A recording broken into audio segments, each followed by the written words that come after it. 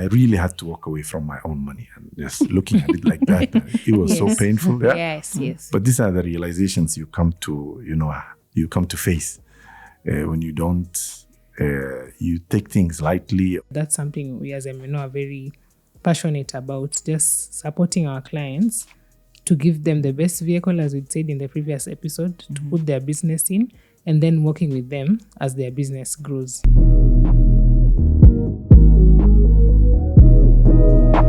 Welcome back to another episode of Just Legal, a podcast by MNO Advocates. I'm going to be your host, Liz Nderito. Now, in this episode, we have a guest. Remember in our previous episode, we had told you we were going to bring a guest who has experienced MNO, an entrepreneur. So with me, I have two advocates of the High Court, and our guest will start with our guest introducing himself. My name is Gulet Ahmed, and I am in the FMCG industry, and pleasure to meet you all. Pleasure to meet you too, Gulet. Karibu sana. My name is Terry Otieno. I'm a partner at MNO Advocates LLP. Daisy Chege, partner, MNO Advocates LLP. Karibuni sana. Let's get into it. Dive right into it. So, Guled, tell us a little bit about yourself. It's not an easy question because depending on my experiences, it's a bit vast. But I'm an entrepreneur by profession, and I have been traversing between different industries, and starting from garments to food stuff to currently FFCG. And how do I put this? It's been quite a journey. And entrepreneurship is not something that is meant for the faint-hearted, because every day there are challenges that come to your table and you have to deal with them. And most of the times you get it wrong. But sometimes when you get it right, the rewards are amazing. That's awesome. In one of the episodes, we've been doing a series on entrepreneurship and trying to figure out the role that lawyers play in it. And in one of the episodes, we had some very interesting statistics that say 20% of businesses, small, medium enterprises, will fail within the first 2 years. 30% will fail within the next 5. And 70% of small, medium enterprises fail between the first 10 years, which is very shocking. So, and we dove and tried to understand, we've been really trying to understand, why do you need legal advisory? Yes. So tell us a little bit about your first experience with lawyers. Have you always used lawyers as a business person? And actually, that was not my thing. And when I was starting the business, Okay. and I actually didn't even know lawyers were required or needed. But at some point, I had to do, and I had to deal with an organization that insisted that I have the proper documents. Okay. And that is how I ended up looking for lawyers to, set up a business. And at the beginning, and I was trading under my own name. And I ended up with a lawyer. My first encounter was not pleasant. I have to be honest about it, because number one, I did not even know what I needed exactly from a lawyer. Number one. Number two, and I wasn't sure whether that lawyer was the type of lawyer that I really needed. And number three, I didn't understand what kind of time frames lawyers work with. So my first encounter was quite uncomfortable. Although in a later stage, it prepared me to make the right decisions in terms of choosing the right partner to work with in terms of a law firm. Okay. What led you to not think that you needed lawyers when you were starting out? So, because you are in the informal sector, you don't deal with a lot of like documentation. Because of that, you don't see them like you don't need an business entity, at the infancy level. Maybe you're selling to friends and family, things like that. But as the business grows, you realize that you want to expand yourselves or grow them, and you have to now look for some organizations to deal with, and they have the requirements where you have to have, a legal entity that they can deal with.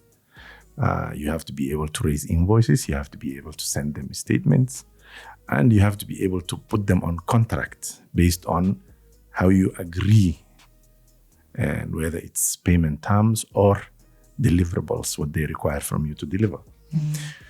So that's how I ended up needing legal representation.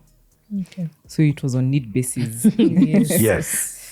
Okay. Which is what we were trying to say in the previous episode, that we realized also that most of the times business people feel like they will only wait to use a lawyer services when the need arises, rather than from the beginning. Before you feel the need, we are actually needed as lawyers at the beginning to work with you now in the setup and all the things that Kuledi is talking about, so that by the time now you're expanding your business, for example, and approaching certain institutions, you're not losing time again, going back to now set up the things that they would require you to have. There are structures in place already. Yes. Okay. At some point, we came to the realization that we needed to, of course, expand the business. And we were no longer able to be confined within the market we were servicing. So, some of the things that we needed was, and we wanted to bring in our own designs, which needed to be, and they needed to have certain colors, certain formats, certain fonts. And these are some of the things that actually brought about our, that pushed us to, dealing with the legal fraternity. And I remember, and there was a consignment that we brought in, and we had some serious challenges with, because some of the branding looked like something that exists, and we really had a challenge getting our products out and, bringing it to the market. Some of them we even had to forfeit. And that was a very costly mistake for us as, entrepreneurs, We make these mistakes blindly and we end up blaming ourselves and, taking it to bed. I remember that day I just couldn't sleep. I was like, how can you be so stupid, Yeah, which is something, if you had, at the beginning when you were coming up with these formulations, these designs, if you had engaged a lawyer, maybe they would have conducted a search and established that this already exists and it's registered. So would have prevented you from going forward to order and then have it come all the way. You've cleared it, it's here, and you can't sell it. And I really had to walk away from my own money, and just looking at it like that, it was so painful. Yes. But these are the realizations you come to face when you don't, you take things lightly, or you walk into certain items without having done the proper research, And going ahead, we also needed to send some money as well to suppliers. They are now, in the previous stage, we used to use our own personal names. Then at some point you couldn't do that anymore. So you really had to register a company and, open a bank account and, get yourself an KRA PIN. These are things that, if only I knew, could consult, a legal entity that would have made my life a little bit easier. And I remember at some point, due to the nature of my name and my ethnicity, my money got stuck somewhere in the world. I sent some money from here, it's not getting to the supplier, and the bank here cannot explain, and it took almost like 2 weeks. And by the time the bank got back to me, my best advice they could give me was like, go open a company. Go register a limited liability company. Yes, go. Yes, because your name is not. It's not working. Yes, it's not working, and and having done that made my, it made it easy for me to do business. And I want to come to how I met MNO. MNO. Yes. I will answer that. I think we could get into that. It was through the bank, actually, that I picked up the first contact of MNO. Okay.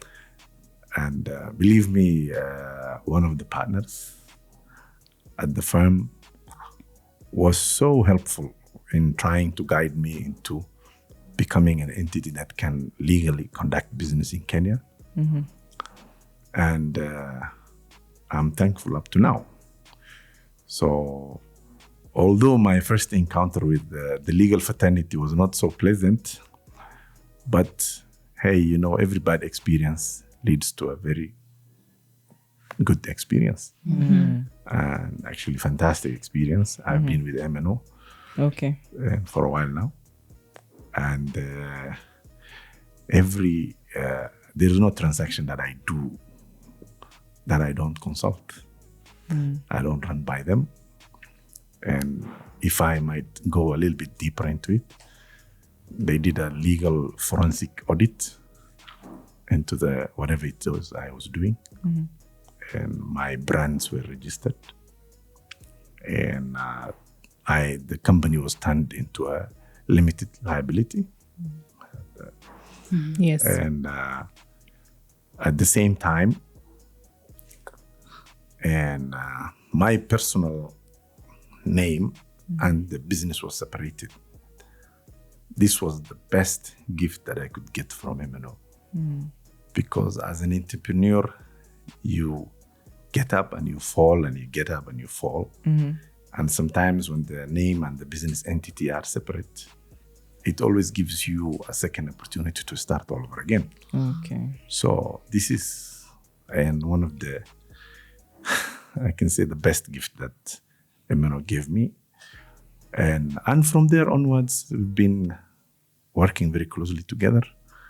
And up to the point where I can safely say, you know what, these are the people that can actually work with you through your even second generation, That's awesome.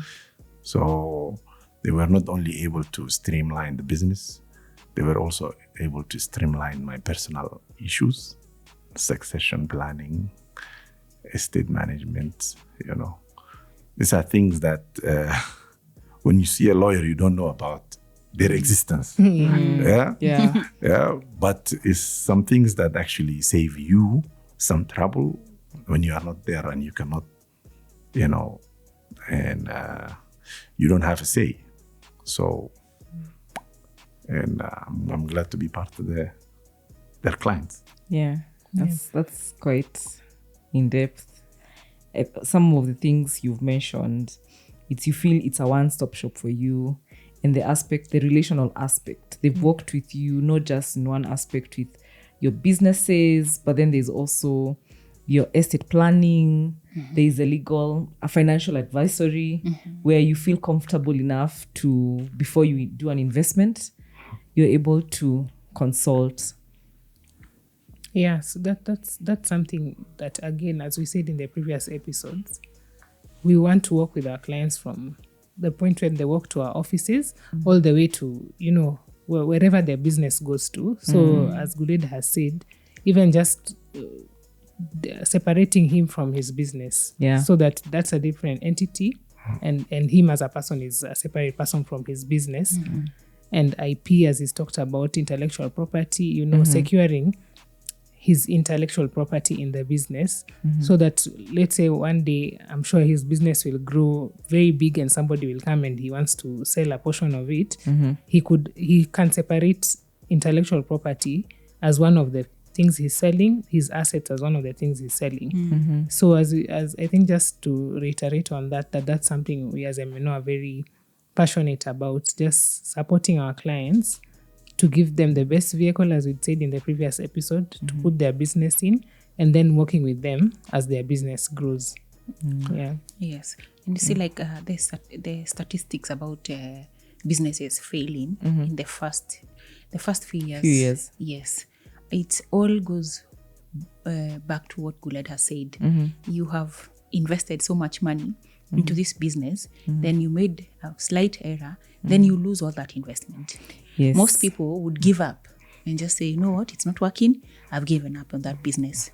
Which, you see, if you had known better, if you had been guided properly, you probably would not have ended up as a statistic.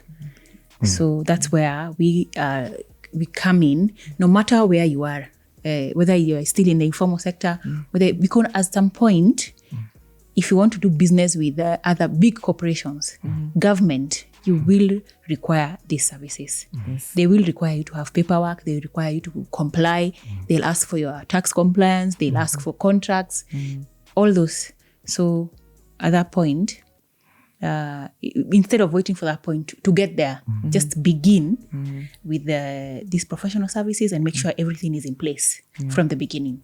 But when Guled was speaking, I remember also thinking, for me, the experience has also been very similar. It's just that we're in different sectors. For me, I'm a creative, and I know the many conversations we've had with the different partners on how am I able to really commercialize my skill? How am I able to package myself as a business? So I think that speaks volumes of MNO. The journey you're willing to walk with your client. Yes, I love that about MNO. Thank you. And there is also the other aspect where NMO has they have a large client base. Based on this client base, sometimes it can so happen that you might be able to collab with some of their clients. For example, when I needed taxi services, they were able to introduce an auditor who was also their client, which did a fantastic job. When I needed to raise some funds, we were able to, they were able to say, hey, you know what, we have 1, 2, 3 clients that are looking for some opportunities. Why don't we just introduce you? Introduce you. So MNO for me has been a pool where every tool that I need, all I have to do is just ask, and what they would provide a solution. And one of the most interesting recent thing that happened was I had a friend of mine who moved into the country. And we needed to furnish his apartment. And we came to the offices and we saw like one of their paintings. We're like, I was done this job. They're able, you know what? We actually represent the client. Here's the contact. In case you wanna, you wanna have a similar feel. Why don't you just have a sit with them? Oh wow! And the client was a lady that was introduced to us. She did such a superb job that we're giving her now up to 28 apartments to furnish. So, and, these are some of the blessings that are there at MNO. That's awesome. We are glad to hear that we are impacting. I think that's one of the things when you set out to start a business and you feel that you are impacting your clients in that positive way. then we feel like we are doing the right thing and we'll keep at it. Yes. Yes. It's been quite a conversation. We've been able to hear Guled's experience with MNO before, after, and we hope those who are listening to us will also be able to, take the next step and come into offices, have a cup of coffee, and be just getting to figuring out how the support that can be given. Yes. So it's been quite a conversation. Anything to add as we wrap it up? I would like to take this opportunity to also thank MNO team for having adopted me as one of their family and being there for me when my business was at infancy level. And now that things are looking good, and I would like to also assure that at MNO, and my things are done on time, and my prices are reasonable. When things are thick, they understand. And they tell me, "Hey, Guled, what's in your pocket at the moment?" At the same time, they deliver and do the job, and that's what you want in a partner. You want them to be there in your corner when you are most, stressed. Yeah. So I would like to mention that. I didn't want to, just leave it out. Yeah. Thank you very awesome. much. Thank you. Yeah. So in our next episode, we will be now trying to figure out how Guled has been operating in a business, his business operating in the current economic atmosphere, the impact it's had on you. We're going to try and figure out what are the advantages of having a legal advisory during such times. So we want to thank you for working with us in this journey and the conversations we've been having. Please, thank you for listening to Just Legal Podcast. Until next time.